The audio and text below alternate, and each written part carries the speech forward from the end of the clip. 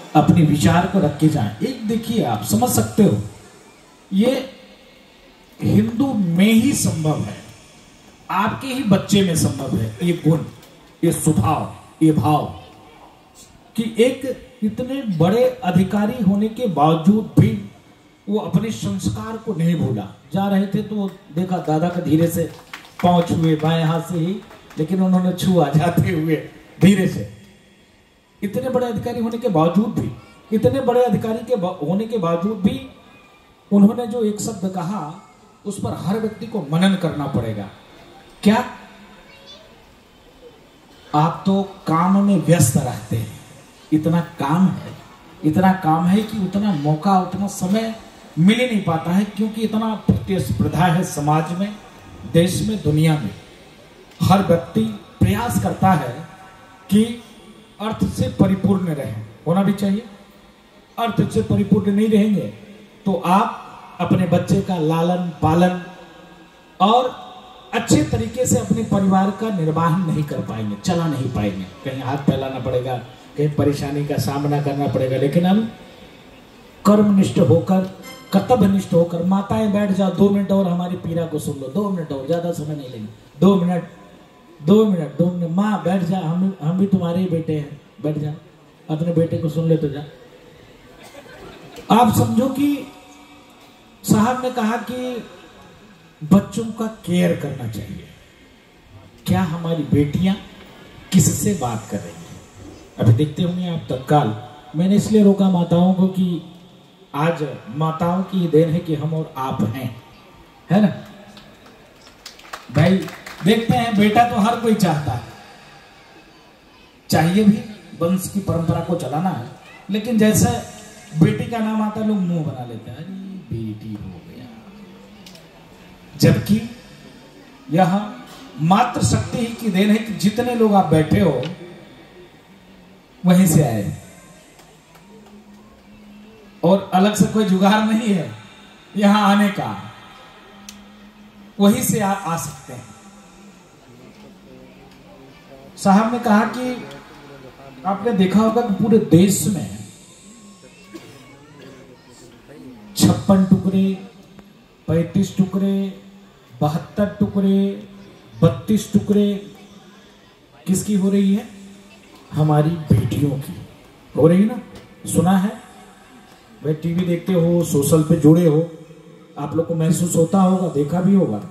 जबकि आप समझ सकते हो कि जो माता पिता तन काट कर, मन काट कर, जेब काट कर, चोरी करके, इधर से उधर से मेहनत करके, खून पसीना एक करके अपने बच्चों को क्या करते हैं? पढ़ाते हैं, लिखाते हैं, IAS, PCS, scientist, doctor, engineer, नहीं कुछ तो व्यवसायी, व्यापारी।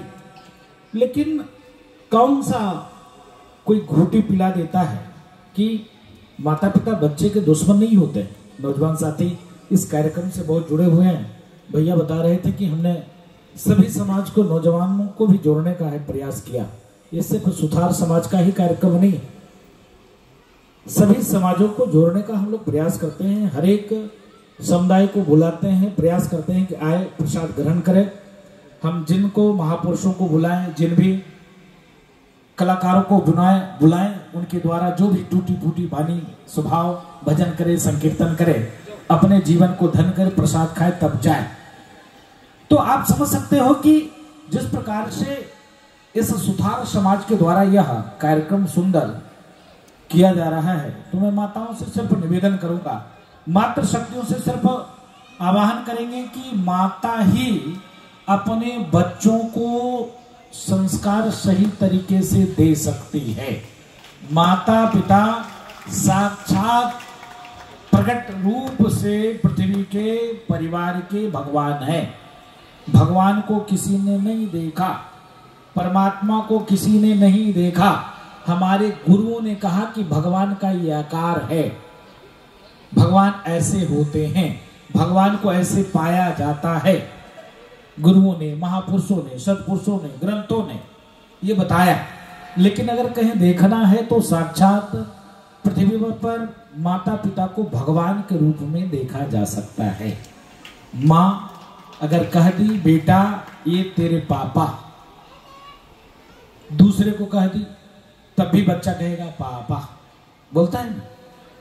कह दिया अगर माँ गलती से भी किसी का दिया, बेटा तेरे पापा, लाख कोई समझाएगा, 4 बार 5 बार 10 बार 20 बार, माँ है। माँ के गोद में ही बच्चे पलते हैं। जो संस्कार माँ सिखाएगी, पिता को फुर्सत ही नहीं है, इतना मेहनत करना पड़ता है, लाना पड़ता है, कमाना पड़ता है, तो वो तो कभी आएगा 15 मिनट 20 मिनट 1 घंटा 2 घंटा, रात में पहुंचा 10 बजे तक बच्चे सो रहे होते हैं, कौन जगाएगा? नहीं, प्यार से आया, सहलाया, सो गया, ठीक है, जल्दी सवेरे उठा देना, ये स्कूल जाएगा। लेकिन मां उस बच्चे को जिस प्रकार से संस्कार देती है, उसी प्रकार से बच्चे का स्वभाव, बच्चे का व्यवहार, बच्चे के अंदर वो गुण, बच्चे के अंदर वो दुर्गुण परमात्मा की कृपा से होता है। इसलिए मां साक्षात देवी के रूप में, सनातन में देखिए, कन्या नवरात्रि के महीने में छुट्टी रहती है, बच्चे तो पैर पूजते हैं। आप लोग सब लोग यथाशक्ति जो होता है, पांव छूकर तिलक लगाकर जो द्रव्य दक्षिणा देते हैं, खिलाते हैं। नारी के रूप में पूजा होती है, शक्ति के रूप में उसकी उपासना होती है। यह संभव कहाँ है? तो आपके समाज में ही संभव है, हिंदुओं में संभव है, सनातनों में संभव है। नहीं तो बाकी देख सकते हो क्या होता है, तलाक तलाक तलाक, काम खत्म, टाइफिस। क्या? तो अब ताऊ, काका, चाचा, फूफा, मामा, बाबा, और ज्यादा हो जाए तो मेरे जैसे ढोंगी बाबा। हाँ, अगर ये 5 6 के साथ नहीं गुजरना चाहिए वो महिला, एक ऑप्शन और है उसके पास। क्या? तो कोई दाढ़ा बढ़ाकर एक बकरा जैसे बाबा उसको मिल जाए तो बस उसके पास भेज दो, शुद्ध हो जाएगा। आपने देखा होगा इसमें कुंभ कितने लोग गए थे? कुंभ कौन कौन गया भाई? वाह, सभी को प्रणाम। जो कुंभ गए, जो नहीं गए उनको भी प्रणाम। पूछो क्यों? क्योंकि अगली बार जाएंगे, बीच में भी जाएंगे। तो जिस प्रकार से यह प्रकृति परिवर्तनशील है, प्रकृति में हर समाज, हर वर्ग के लोग आते हैं, जाते हैं। जैसे रावण का जन्म हुआ तो भगवान राम का भी जन्म हुआ, जैसे भगवान श्री कृष्ण का जन्म हुआ तो कंस का भी जन्म हुआ। जब कंस का जन्म हुआ तब भगवान श्री कृष्ण का जन्म हुआ। जब रावण का जन्म हुआ तब भगवान राम को आना पड़ा। आए वो मर्यादा पुरुषोत्तम भगवान राम। आने के बाद आप देखे होंगे, जरा सा आप अपने बच्चों को आप लोग डांट दो, कुछ बोल दो, तुरंत मुंह बना लेते हैं। पापा ने तो ऐसे बोला, मम्मी ने तो ऐसे बोला, सर ने मुझको बहुत डांटी, मैं तो ऐसा कर लूंगा। मैंने आईफोन मांगा था, पापा ने दिया नहीं, मैं तो फांसी लगा लूंगा। आप समझ सकते हो कि वो माता पिता, मैं उन बच्चों के लिए कह रहा हूं, इतने मेहनत करके आपको लालते हैं, पालते हैं, सब कुछ करते हैं, थोड़ी सी बात में बच्चे तुरंत मुंह बना लेते हैं। लेकिन आप देखिए राम, वो मर्यादा पुरुषोत्तम, क्या कहा? माताओं ने कहा कि बेटा तुमको इस गद्दी पे बैठना है, गुरुओं ने कहा कि नहीं बेटा, राम जी इस गद्दी पे बैठना है। सब ने तय कर लिया, लेकिन एक भगवान ने फिर विनती की मां सरस्वती से, क्या? हे माते, इसलिए मेरा जन्म नहीं हुआ है। सर कहाँ जा रहे हैं? आ रहे हैं, बड़ी कृपा करेंगे आप आएंगे तो।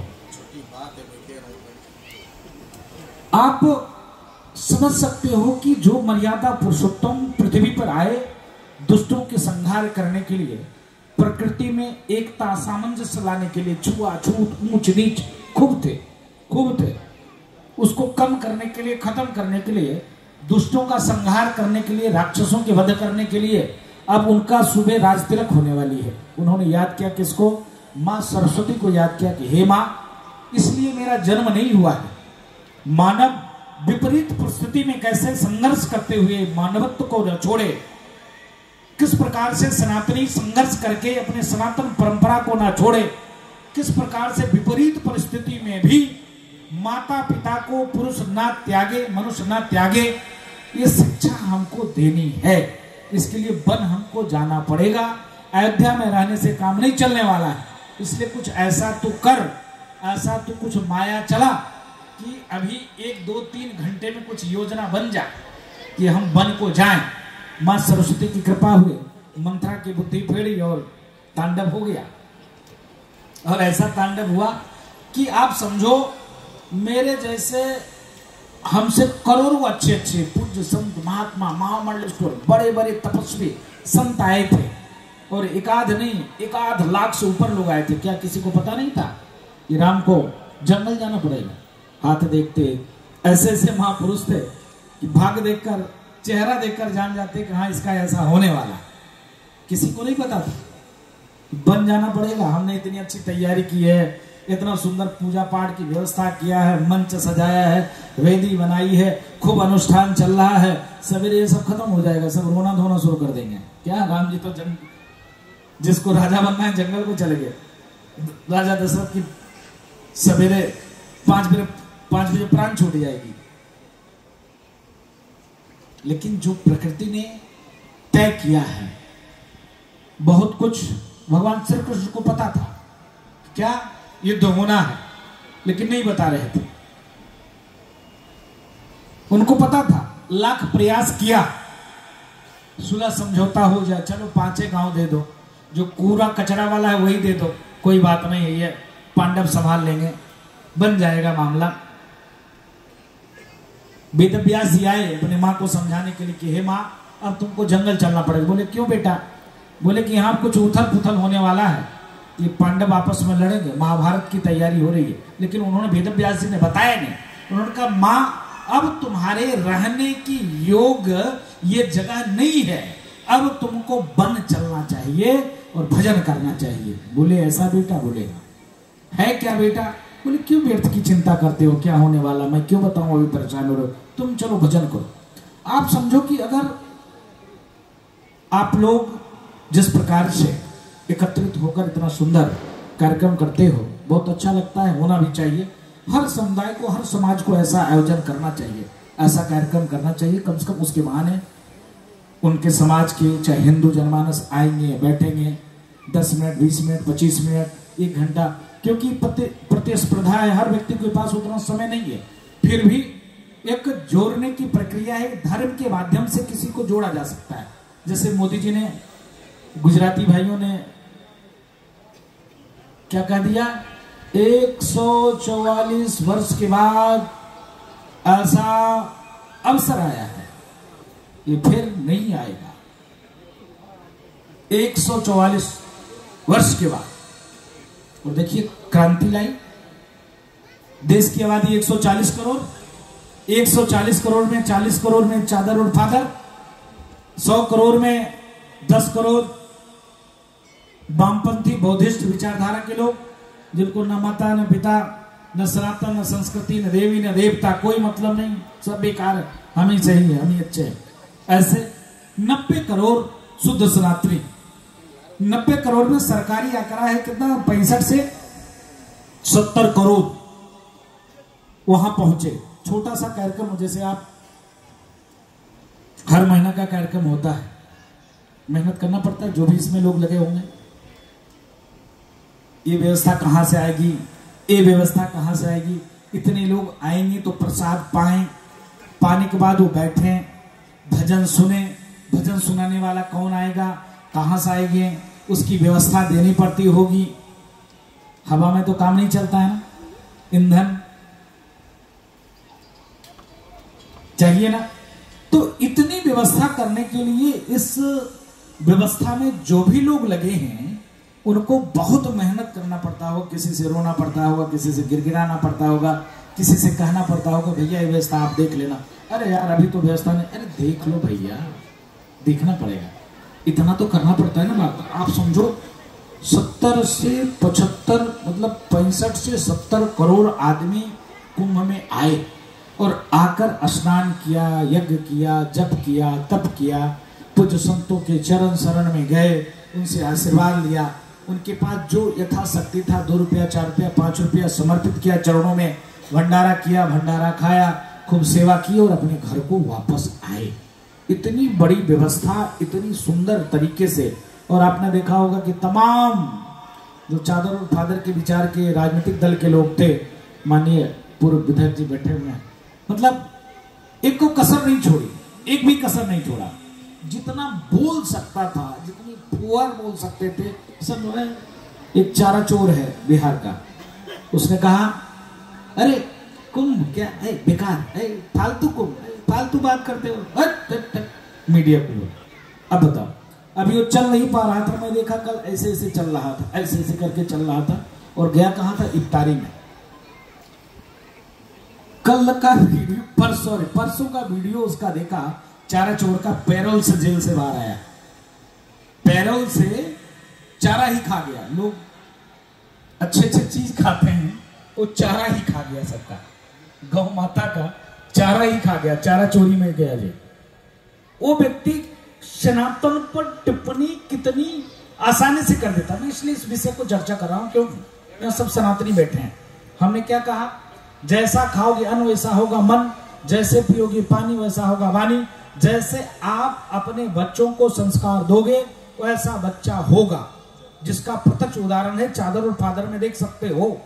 तुम अपने बच्चों को पूछो, कम ही ऐसा परिवार होगा जिस परिवार में, यहां तो सबको तिलक लगा देख रहे हैं, लेकिन कम ही ऐसा, इस समाज को मैं प्रणाम करता हूं सुथार समाज का, कि चोटी देखने के बाद लगता है पंडित जी बेकार, मस्तक देखने के बाद लगता है पंडित जी बेकार, तिलक जरूर लगाए मिलते हैं, सिखा जरूर उनके पास है, एक आध मंत्र वो जरूर जानते हैं। भैया ने बताया ये पुस्तक, ये पुस्तक, ये पुस्तक, ये पुस्तक। आप समझो कि अगर आप अपने बच्चों को संस्कार नहीं दोगे तो फिर स्थिति गड़बड़ हो जाएगा, क्योंकि आपके पूर्वजों ने बहुत त्याग किया, तपस्या किया, प्राणों की आहुति दिया। आप समझो 1000 वर्ष तक चादर और फादर के चक्कर में गुलामी के जंजीर में थे। 52 जनेऊ जब तौलता था दुष्ट, तब वो पानी पीता था औरंगजेब। 52 जनेऊ जब वो चोटी तौलता था तब वो जो है पानी पीता था। अपने खुद के बाप को उसने कैद खाने में डाल रखा था, अपने खुद के 7 भाइयों का उसने गला काट के और बीच चौराहे पे टंगवा दिया था। तो समझो, जो अपने बाप को जेल में डाल दिया, जो अपने सगे भाई की गला काट लिया, आज देखकर दुख होता है कि लोग कहते हैं अरे बहुत अच्छा था, बहुत महान था। इतिहास में लाखों मां बहनों बेटियों की इज्जत लूटना, कत्लेआम करना, और तो और गुरु सिख पंथ की स्थापना इसलिए हुई। गुरुओं के छोटे छोटे नन्हे नन्हे बच्चे को दीवार में चुनवा दिया। दिल्ली में शीशगंज गुरुद्वारा है, गुरु के सीधे गला कटवा लिया, और आज वो महान है, महान पढ़ाया जाता है, उसके लिए लड़ाई हो रही। एक हरामी लाल सांसद है, उसने कहा बहुत महान है, सांसद है हरामी लाल गुप्ता। क्या था हरामी लाल? क्यों भाई साहब, नाम उसका क्या था? हरामी लाल सर, उसका नाम क्या था? हरामी लाल। आप देखो कि मैं इसलिए आपके बीच में चर्चा कर रहा हूं कि मामूली बात नहीं है। हमारे पूर्वजों ने बहुत त्याग किया है, तपस्या किया है, तब हम और आप बचे हैं। तो कम से कम इस सुथार समाज को प्रणाम करता हूं, कोट कोट आभार देता हूं, धन्यवाद करता हूं कि कम से कम आप लोग समय निकालकर, वक्त निकालकर आते हैं, बैठते हैं, संकीर्तन में शामिल होते हैं, अपने टूटी फूटी वाणी से कुछ खुद भी गाते हैं, कुछ कलाकार गाते हैं, गाकर अपने जीवन को धन्य करके परमात्मा के प्रति आभार व्यक्त करके उनके चरण में निष्ठा समर्पित करके और समाज को साधुवाद करते होंगे कि भाई कम से कम हम इस समाज में जन्म तो लिया, जो समाज निरंतर काम के साथ साथ सनातन पे भी, संस्कार पे भी कार्य और काम कर रहा है। अपना तो पेट पालता हर व्यक्ति अपना ही उत्थान, अपना ही विकास चाहता है। पड़ोसी आप देखते होंगे कि कोई ना के ही बराबर होते हैं। अगर पड़ोसी का बेटा अगर आगे बढ़ा है तो उसको खुशी होता होगा, लेकिन आपके समाज में देखा है बड़ी प्रसन्नता होती है। हमारे साथ एक बालक है प्रिंस विश्वकर्मा, लोग उसको बाबा समझते हैं, लेकिन आपके समाज का है। और आपके समाज में भी अगर उससे पूछ देंगे तुरंत, अगर कोई पूछेगा यहाँ तो उसके पास ऐसे कंप्यूटर रखा रहता है, हाँ वहां पर जयपुर में फला फला फला फला ही है, फला फला ही मेरे समाज का है, ये मंत्री है, ये इस दल में है, ये इस पार्टी में है, ये इसलिए ये कार्यकर्ता हो गए। मैंने भी चर्चा किया क्या पटना, अरे कोई पटना का एक व्यक्ति मिल गया, बोला हाँ पटना में ये मंत्री है, ये अपना ये है, अपना ये है। ये बंगलोर की बात हुई, अरे वहाँ ये है ये। तो इस प्रकार से आपके परिवार में होनहार बच्चे हैं जो सदैव निरंतर इस समाज के अलावा देश को, राष्ट्र को जोड़ने का कार्य करते हैं। इसके नाते बहुत बहुत आप लोगों को साधुवाद, भगवान की कृपा, हनुमान जी महाराज की कृपा ऐसी ही आपके ऊपर बना रहे कि आप जीवन में भगवान आपको सुख, समृद्धि, शांति दें, जिससे आप आगे बढ़िए। और आगे आपके बच्चे कैसे सुरक्षित रहे, 2 मिनट और लेंगे, आगे आपके बच्चे कैसे सुरक्षित रहें, इसके नाते संस्कार और संस्कृति की शिक्षा जरूर दें। नहीं तो अर्थ के पीछे भागते रहोगे, भागते रहोगे, भागते रहोगे, भागते रहोगे, भागते रहोगे, बाकी आपका परिवार संस्कार विहीन हो जाएगा। जब आपका परिवार संस्कार विहीन हो जाएगा तो आपको वृद्धाश्रम में जाना पड़ेगा। भारत जैसे देश में, भगवान राम के जैसे देश में, जिस देश में भगवान राम जन्म लेते हो, जिस देश में भगवान श्री कृष्ण जन्म लेते हो, उस देश में वृद्धाश्रम, हरि राम राम। और वृद्धाश्रम में भी आप देखोगे, जाओगे, एक व्यक्ति ने फोन किया कि महाराज जी मैं वृद्धाश्रम में कुछ बांटने के लिए आया हूँ, गुस्सा लगी। मैंने कहा उस वृद्धाश्रम में ताला बंद कर दो और उस वृद्धाश्रम में जो जो लोग हैं उनका एड्रेस पता नोट करो और उसके घर चला जाए, उसके बेटे को 10 जूता मारा जाए। बोला आप ऐसे बात करते हो, इससे विद्रोह हो जाएगा। हमने कहा क्या विद्रोह हो जाएगा? जिस माँ ने 9 महीना कोख में रखा, जिस माँ ने पेट काटकर खुद अपने सूखे में न सोकर बच्चों को सूखे में सुलाया, बाप ने इतना कर्म किया, कर्तव्य किया, कोशिश किया, उसका माँ बाप वृद्धाश्रम में पाया जाए। और वृद्धाश्रम में जाओगे तो आपको एक और भी खूबी देखने को मिलेगा। मेरी बात को अन्यथा मत लेना, हम किसी मजहब, किसी धर्म का विरोधी नहीं है, लेकिन जब आप वृद्धाश्रम में जाओगे देखोगे सिर्फ हिंदू के ही परिवार मिलेगा, चादर और फादर का परिवार नहीं मिलेगा।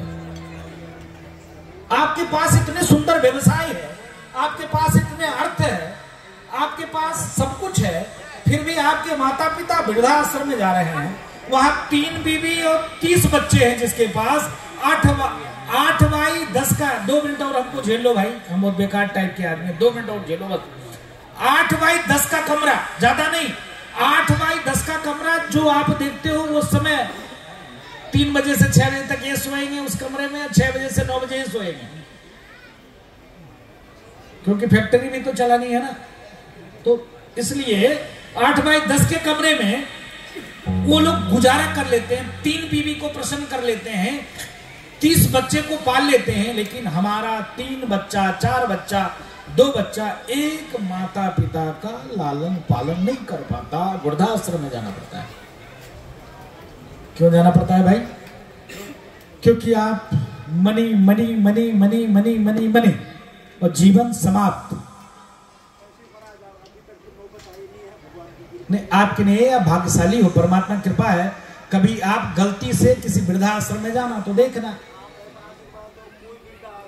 इसलिए तो मैंने कहा कि उस वृद्धाश्रम में ताला, इसलिए मैं कह रहा हूं। कमेंट तो करना आसान है, मैं 1-2 मिनट समय लूंगा। हनुमानगढ़ी के सीढ़ी पर एक माँ को देखा भीख मांगते हुए। तो जन्मदिन पे लोग जब फोन करते हैं तो मैं कहता कुछ ले आओ भाई, उसके खाने के लिए ले आओ, हम केक नहीं काटते, आओ हवन करो। चलो गौ माता के पास कुछ ले आना, गौ माता को कुछ खिला दिया जाएगा। कुछ कपड़े ले आओ, जो सीढ़ी के बगल में बैठते हैं उनको दे दिया जाए। तो जब बुलाया एक व्यक्ति को तो 40 पैकेट भोजन लेके आ रहा था। हमने कहा नहीं 100 पैकेट लाना, संख्या ज्यादा है। जब मैं नीचे उतरा तो गया तो देने लगा सबको, तो एक माँ बैठी थी किनारे कोने में, नहीं ली, तो हमने सोचा जाने दो। वो हाथ बाहर निकाली, बोली नहीं चाहिए नहीं चाहिए। तो हाथ में सोने का कंगन था। तो हमने कहा कोई भिखारी के हाथ में सोने का कंगन नहीं हो सकता। तो फिर हम लोगों ने नजरअंदाज कर दिया। घूंघट काढ़े हुई थी, चेहरा नहीं दिखा रही थी, क्योंकि राजस्थान में एक बहुत सुंदर ये परंपरा, सुंदर ये व्यवस्था है। वो घूंघट खूब काढ़े हुई थी। राजस्थान की उनके पूर्वज रहने वाले थे, इसलिए बंधी हुई थी, घूंघट खूब काढ़ी हुई थी। ऐसे बोला नहीं नहीं चाहिए नहीं चाहिए। फिर तीसरे दिन कोई एक व्यक्ति आ गया, उसने कहा कि जो है महाराज जी कुछ कम्बल बांटना चाह रहे, ठंडी का समय था। हमने कहा ले आओ कम्बल। फिर गए नीचे बांटने के लिए, बोली नहीं चाहिए नहीं चाहिए। तो मैंने कहा अरे तो किस लिए बैठे हो? बोला तुमसे कोई मतलब। हमने कहा मामला गड़बड़ है, आगे बढ़ जाओ, कुछ बोलो मत। एक दिन और किसी व्यक्ति ने फोन किया, तो मैंने कहा भैया साड़ी ले आना, कुछ माताएं मेरी बैठी है। मेरे मन में भाव आया, उसको सुनकर सोचकर हमने कहा कि ले आओ साड़ी। तो मैं साड़ी देने गया तो नहीं ली, तो मैं बगल बैठ गया, जबरदस्ती बैठ गया। तो मैंने पूछा कि माँ तुम भिखमंगन तो नहीं लगती? बोले अरे बाबा तुमको क्या तकलीफ है, मुझसे क्यों नहीं बैठने देते? हमने कहा कुछ आपके बारे में जानना चाहता। बोला क्या करोगे जानकर? तुमको बता दें तो क्या हो जाएगा उससे? हमारी दुख दूर हो जाएगी क्या? हमने कहा नहीं, दुख तो आपके दूर नहीं कर सकता, लेकिन परमात्मा से कहेंगे कि ऐसे कैसे घटना आपके साथ घटी, निवेदन करेंगे भगवान से ऐसे किसी के साथ ना हो। बोले अच्छा ठीक है बैठ जाओ। बोले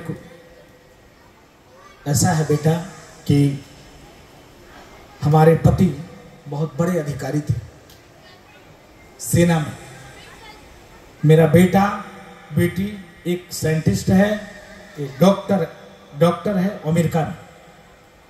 हमने कहा तो आप यहाँ क्या वाईफाई कनेक्शन यहाँ बैठ कर दे रही हैं क्या?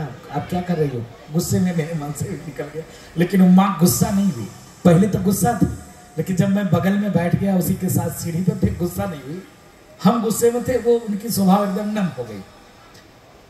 बोले बेटा ऐसा है कि बेटे ने एक दिन फोन किया कि माँ अकेले तुम रहती हो। मैं बाबू जी आपको बता रहा हूँ। आप बोले कि ऐसा नहीं है, इसलिए मैं कहता हूँ भगवान करे किसी के साथ ऐसा ना हो, किसी के साथ ऐसा ना। इसलिए मैंने कहा कि कभी जाइए वृद्धाश्रम में तो वहां मत जाइए, वहां ताला लगाइए, उनके परिवार को निकालिए, समय हो उनके बच्चे से बात करिए, अरे नालायक, अरे मूर्ख।